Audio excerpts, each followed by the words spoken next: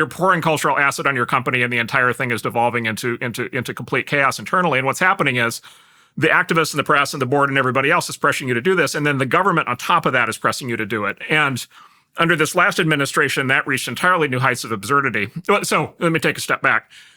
Once you walk down this path and go through all those steps, I believe there's no question you now have illegal quotas.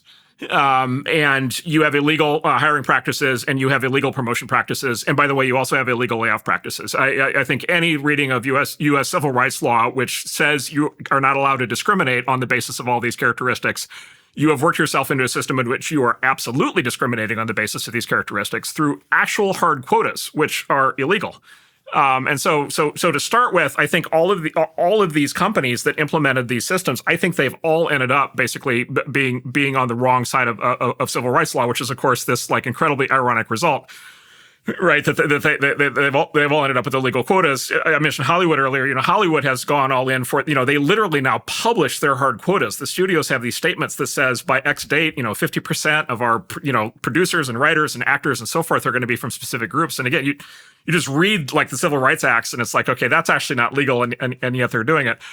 This administration, this last administration, the Biden administration, really hammered this in, and they put these real radicals in charge of groups like the Civil Rights Division of the Department of Justice. And the sort of ultimate like amazing expression of this, bizarre expression of this was SpaceX. One of Elon's companies got sued by the Civil Rights Division of this Department of Justice for not hiring enough refugees.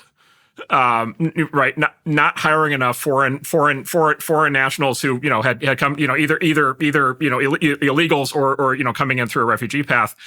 Notwithstanding the fact that SpaceX is a federal contractor and is only allowed in most of its employee base to hire American citizens. And so the government simultaneously demands of SpaceX that they only hire American citizens and that they hire refugees, and the government views no responsibility whatsoever to reconcile that. You're guilty either way, right? And then again, the general companies are in this bind now, where if they do everything they're supposed to do, they end up in violation of the civil rights law, which they started out by trying to comply with. And this has all happened without reason and rational discussion. This has all happened in a completely hysterical, emotional frenzy. And what these companies are realizing is they're now on the other side of this, and there's just simply no way to win. Well, there's